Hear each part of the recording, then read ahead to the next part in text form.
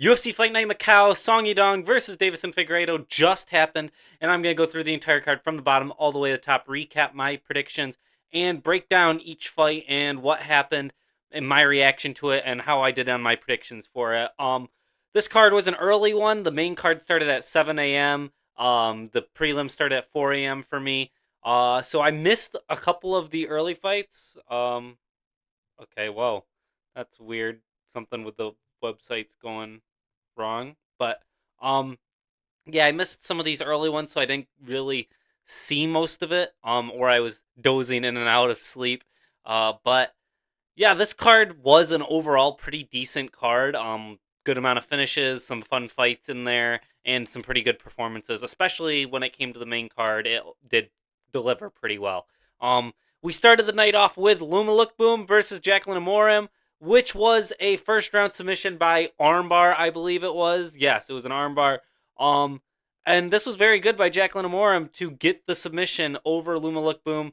Just that quickly and just cinched it up first round. Um, I wasn't even awake when this one had finished because I set my alarm for like 4:10 because I figured usually there's that little bit of gap time when they're still like doing the trailers and everything for the fights. And by the time I woke up, logged into Paramount Plus, this one they were um already having Jacqueline Amorim do her interview, and so yeah, she beats Luma Lookboom, Lookboomy pretty good. Um, just good job getting the submission. I got that one right. I figured she would win by a submission most likely. Then we have Zhu Kenji versus Rodrigo Vera. This one I went with Rodrigo Vera because he seemed very dangerous from what I was seeing in his records. He looked like he was the type of guy to go out there and put some heavy damage on somebody. And I figured he would do that to Zhu Kenji, and he did. He went out there, he put it on him, drops him bad with like I believe it was a left hook, against the fence, and then just tees off on him and finishes him, beats him up in just a great performance. Looked really good. They kept talking about how he wasn't or he was originally supposed to be on the Ultimate Fighter, but he got denied, and now he's getting his like short notice debut over in China. I mean, absolutely made the most of that. I'm excited to see him again. He goes out there and he throws some hands.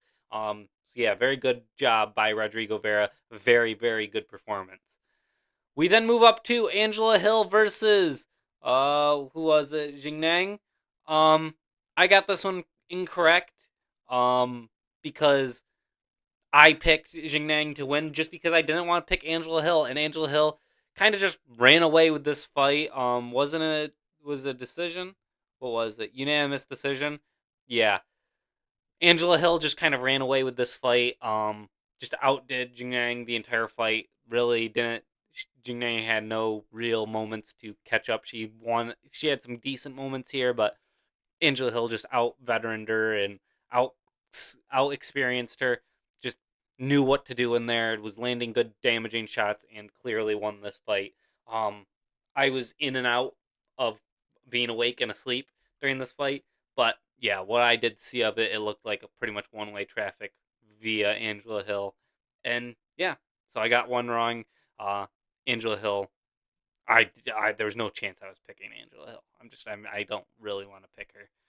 Then we have Ray Saruya versus Louis Garul. Now I got this one incorrect as well. Of course it's not going to show Louis Garul, but Ray Saruya goes out there and just submits Louis Garul in a round.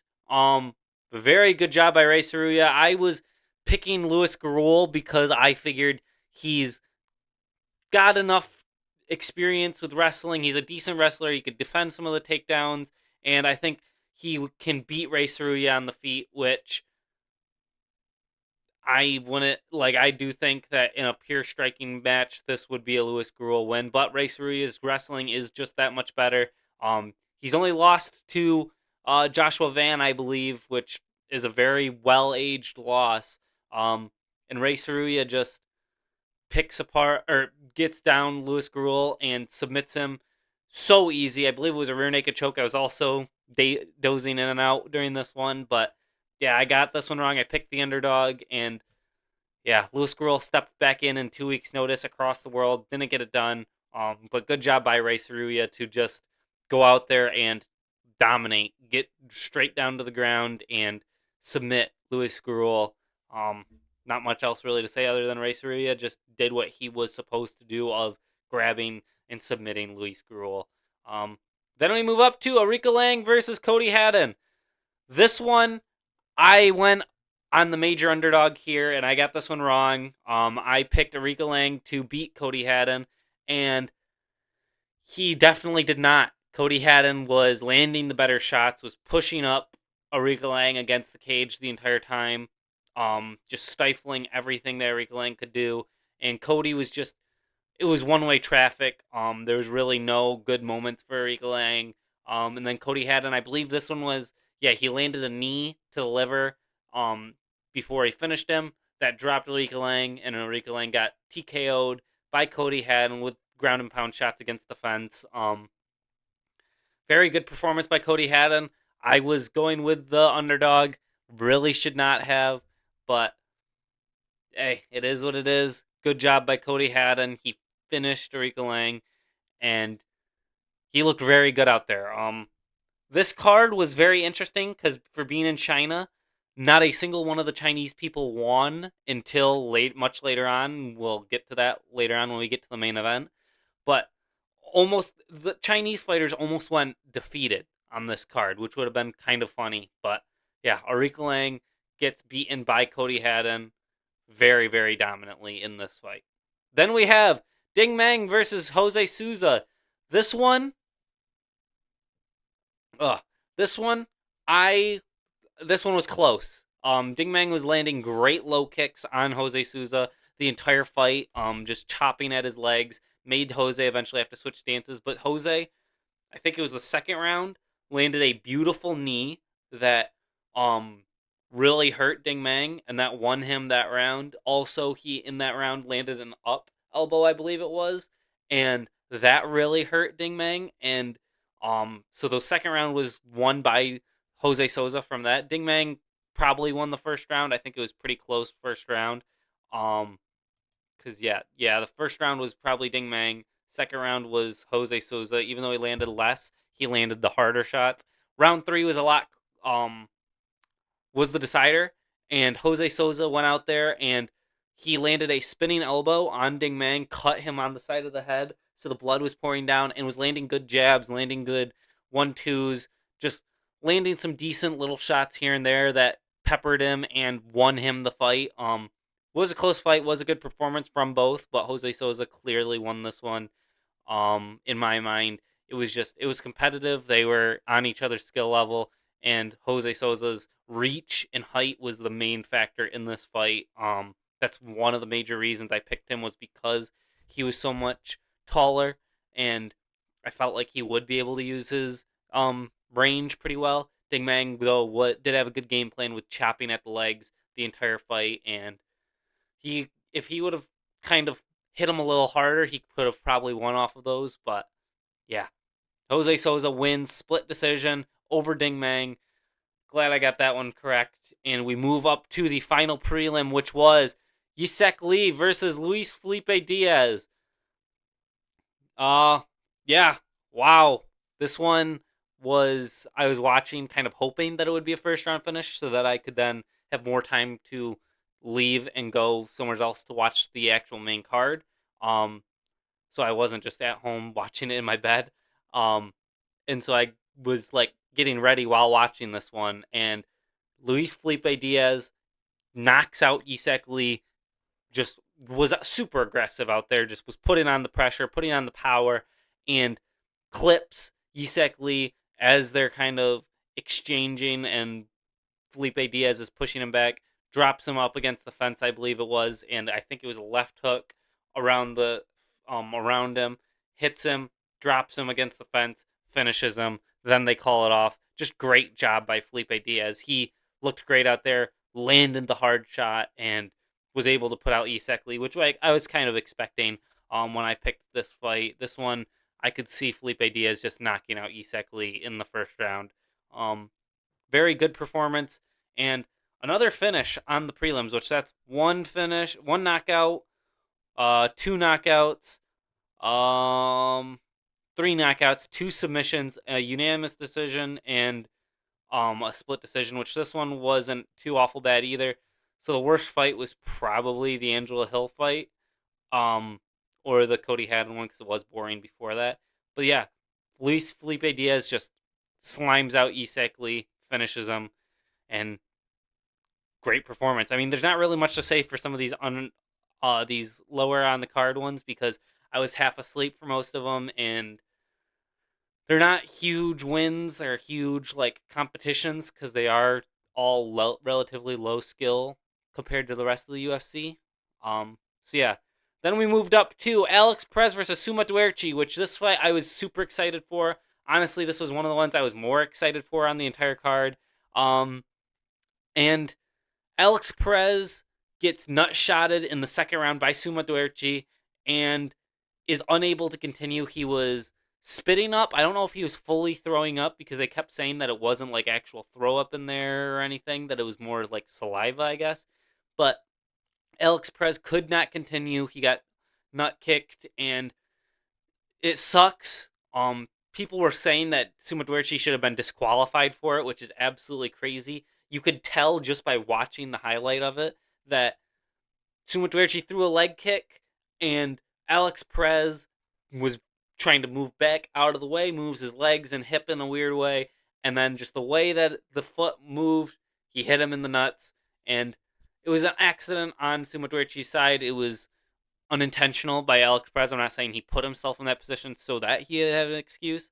No, it's Suma Duerchi just he threw a hard kick. Alex Perez moved out of the way of it, and it hit Alex Perez right in the nuts. But before that, this fight was actually going pretty well for Suma Duerchi. He was winning. I would say he probably won the first round. Alex Perez could have though. It was a close first round.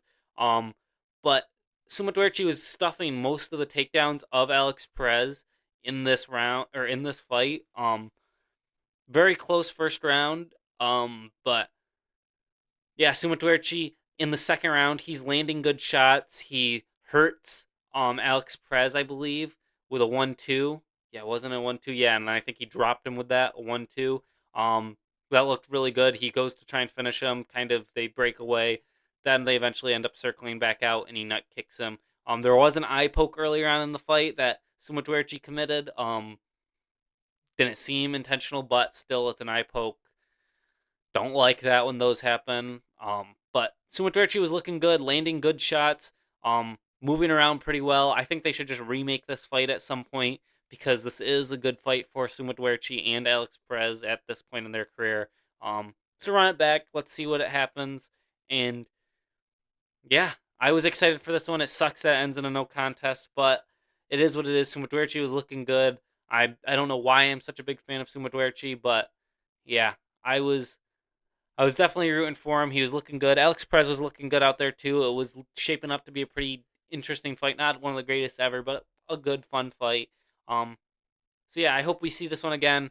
Just run it back because it was kind of a random no contest. I get if they don't run it back, but you definitely could, and it could be a fun fight. So, Suma Duerchi, Alex Perez, no contest, sadly.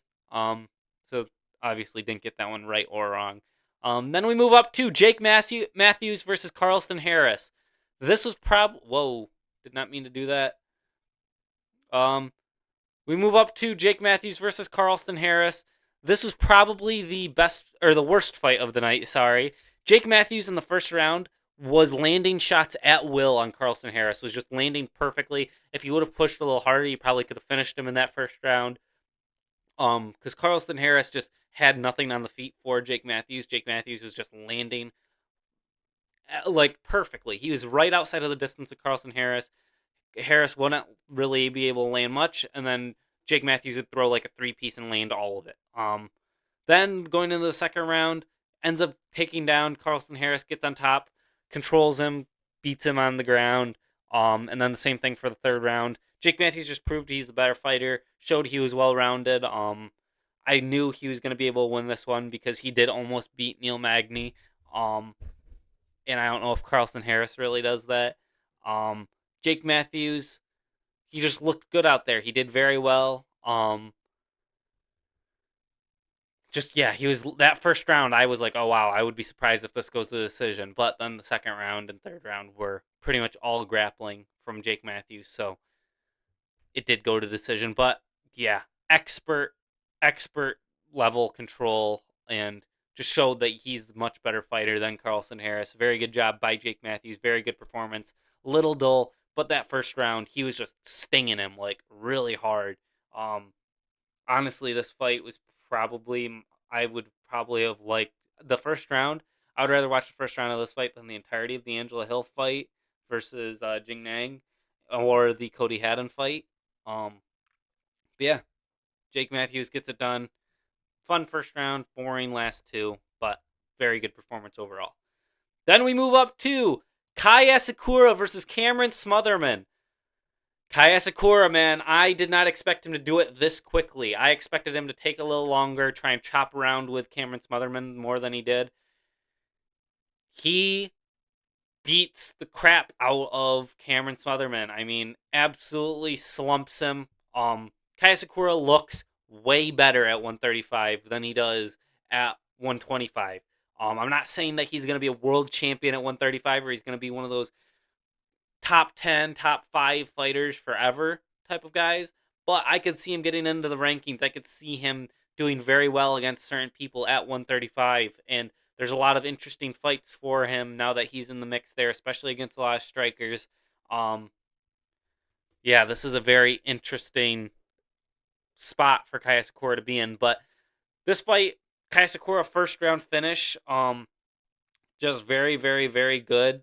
He goes out there. He's looking really quick, landing great low kicks, blitzing in and just landing on Cameron Smotherman when he does blitz in, and eventually he gets into there with him. I believe it's a hook that he lands that wobbles, drops Smotherman. Smotherman gets back up, going against the fence, and then Kai Sakura left hook against him and sleeps him out against the cage. Just absolutely great from Kai Sakura. He proved in 9 strikes, he knocks him out.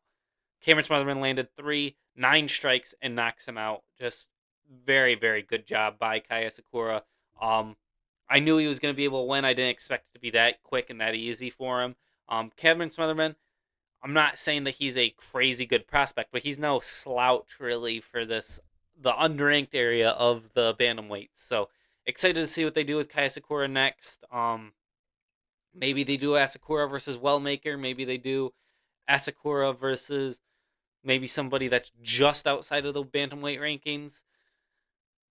It's good to have Kai Asakura on a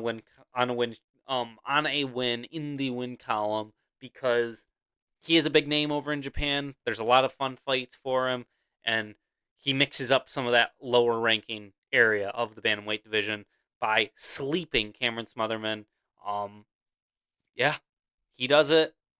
Noticeably looks stronger and better at bantamweight, though. I mean, I don't think Cameron Smotherman's a better fighter than Tim Elliott, and obviously not better than Pantoja, but he's still for bantamweight. He's a different challenge, and Kai Sakura made it look so easy. So, absolutely amazing job by Kai Sakura. Hopefully, he gets back in there soon. He said he wants anybody, anywhere, anytime. So, hopefully, very soon.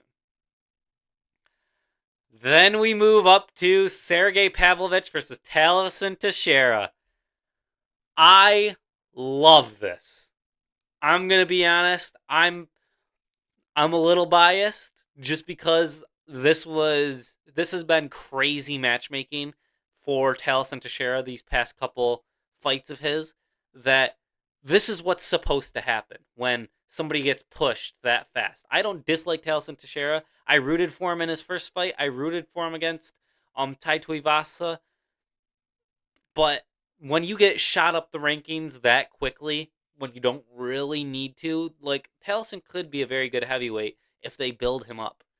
And they just refuse to build him up. They just want to throw him in there to get knocked out. He gets knocked out in 39 seconds by Sergey Pavlovich. Old Sergey Pavlovich is back. That's the thing a lot of people are talking about right now is that old Pavlovich is back. He's out there looking aggressive. He knows he can be aggressive against Taliesin Teixeira. Taliesin Teixeira mind you, 2 fights ago, was slept out in 34 seconds by Derek Lewis. Pavlovich just needed to land a shot, and he was going to finish Taliesin Teixeira. And again, I don't dislike Taliesin. It's just that it was wild matchmaking. The way that he's been match made is that, yeah, he fought somebody, beat him in his debut, and then they went, okay, well, he put that guy out, quick work. It might have been a Tafa brother. And they go, okay, he made him look easy. Let's give him Derek Lewis. And they give him Derek Lewis. And Derek Lewis, that's way too big of a jump up in competition. Derek Lewis slimes him out in 35 seconds, makes him crawl up the cage because he's so hurt. Then they're like, okay, well, let's give him lower rankings. So they give him Tai Tuivasa, who is was on a 6-fight losing streak at the time, I believe. Maybe he was on a 5-fight losing streak, but still one of the longest ever, and is a very disappointing heavyweight that hasn't fought in like 4 years. Teixeira got him, had a life or death match with him where they were both gassed out by the end of the first round to the point where it was just a blob fest the last 2 rounds. And then because he etches out a win over Tai Tuivasa in not a great performance on either of their ends, just because he gets that win, they go, okay, he's now number 15 in the world. Let's give him number 3, Sergey Pavlovich. Like, I almost feel bad for Teixeira because you're not going to say no to getting the fight number 3 in the world. But how is he off of a loss than a win over Tai Tuivasa getting a shot against Sergey Pavlovich? I mean, just absolutely wild. And this is what should have happened. Number 3 versus number 15 in the world. Number 15 getting shot way too quickly up. He's supposed to get slimed out. He threw 4 shots, missed all of them. Pavlovich threw 13, landed 10, and knocked him out in 39 seconds. Great job by Pavlovich. Hopefully he keeps coming with this aggressiveness in future fights. Honestly, what I'm guessing they're going to do is because we're at such a weird spot in heavyweight, you got Tom Aspinall out with the injury. Cyril Gane versus Alex Pereira fighting for the interim. The winner of that's going to fight Tom Aspinall. In that meantime, we've got Hokit versus Lewis on the White House as well. I don't know what you really do, but maybe you do the winner of Hokit Lewis versus Pavlovich if it's Hokit, so then you can get Hokit Pavlovich, or you do Pavlovich versus Alexander Volkov now because they both want a title shot. They both just be the contender. Oh, wow. I don't know why I'm coughing so much. Sergey Pavlovich versus Alexander Volkov 2. The first fight wasn't very good, but it makes sense to fight for a number 1 contender spot, and I could see them doing it.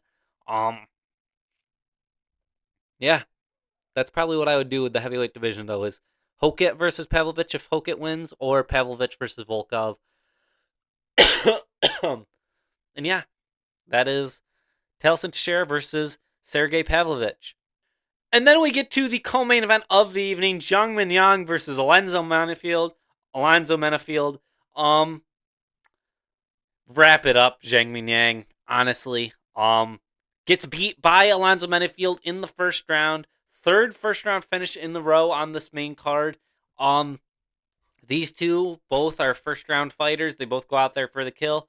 Alonzo just could eat shots better than Zhang could. I remember when people were saying that Zhang Minyang was, oh, he's a future world champion. He's the best prospect in the light heavyweight division. Got beat by Johnny Walker and then gets slapped out by Alonzo Menifield. Just awful performance from Zhang Minyang.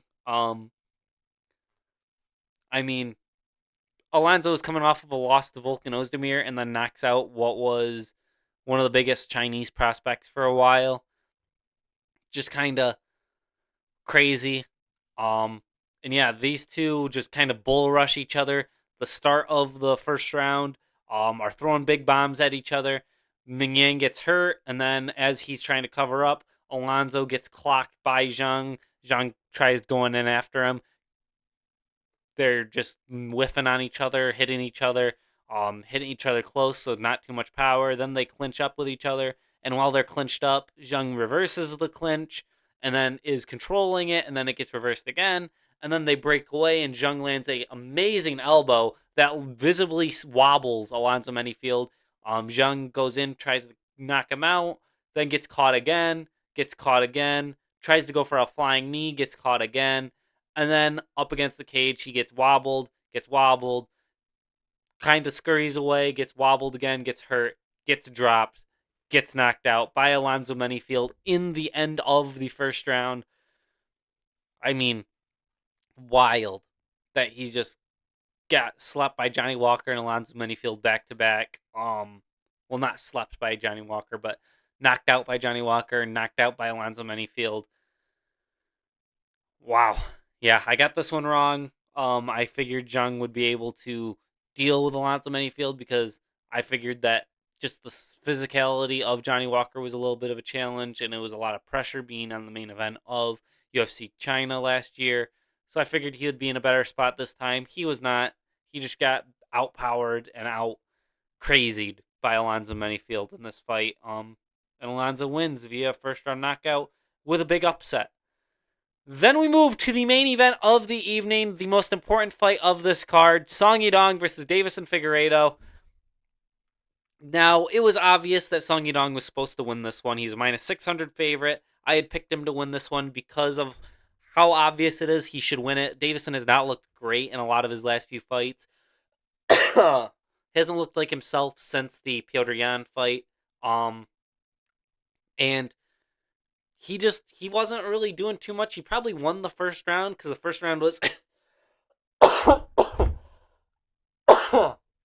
because the first round was so close. Davison probably won it based on some of the little shots he was landing here or there. Landed a couple hard ones. Ended up on top in guard after the first round because of Song throwing a head kick and slipping, and Davison was able to get on top. So Davison probably won the first round, but it was close.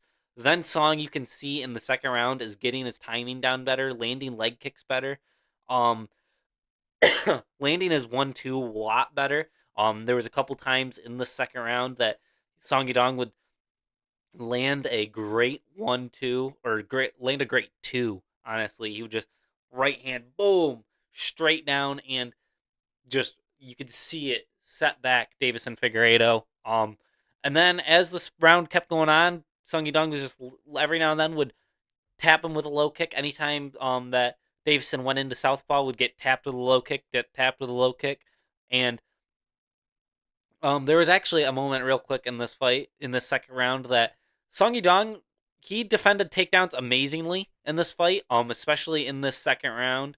There was one where he had gotten his kick caught, was almost thrown down. Then they scrambled. He ended up on top. And then they're like wobbling around, get back up to their feet. He caught one of Figgy's legs, and is pushing Figgy back and lands some good shots against Figgy. Yeah, because he had caught Figgy's leg, I believe. But whatever way it was, he lands some good shots on Figgy while I think he has Figgy's leg. Or, no, Figgy had his leg. Lands some good shots up against the cage. Then they're just tapping each other. And Song Yadong, anytime that Figgy switched stances back into southpaw, he would throw a low kick. And eventually there was one that it kind of fully turned Figgy when he got hit with it. He like fully turned his body. It sprawled his leg out. And so Figgy then shoots in on a takedown because it's at the end of the round. Well, he shoots in on the takedown, not very, very fully thought out, and gets guillotined by Song Yadong. Song Yadong cinches a guillotine on Davison Figueiredo. One of Davison's signature moves is the guillotine, and Song Yadong hits it. That Team Alpha Male classic of a guillotine. He hits it and just taps Figgy super quick. Figgy immediately after they're in there, Sung Yadong's get it. You can see him working his way around, and then the second he has it and he leans back a little bit, then Figgy started tapping a lot. And yeah, Song Yadong looked good out there, did what he needed to do, what he was expected to do, didn't really take too much damage. And submits Davison Figueiredo with Davison's own special move of the guillotine. Song Yudong looked really good out there. Figgy looked better than he has in previous couple fights, like better than he did in the Umar fight, in the um Montel Jackson fight, or the Corey Sandhagen fight, but not as good as he looked in the Piotr Yan fight. But still looked decent. But it's still, I mean, compared to the old Figgy, the one that fought Cheeto, the one that fought Rob Font, the one that fought Brandon Moreno, the one that fought Benavidez, the one that fought all these guys, the one that fought Garbrandt. Even the Garbrandt and Font and Cheeto Figgy was a little older, out of the prime. But compared to the feather or flyweight Figgy and the very early bantamweight Figgy, this one is still a lot less intimidating. You never really felt like he was out there as a huge danger to Song Yudong. Um, and yeah, Song submits him. Very good performance from Song Yudong. I'm guessing they're gonna do Umar versus Song Yudong next, um, because Figgy already has fought Song or Umar. Um, Song Yudong has fought Corey Sandhagen, and Corey is signed with Batista for a rematch. O'Malley is fighting Zahabi in the White House.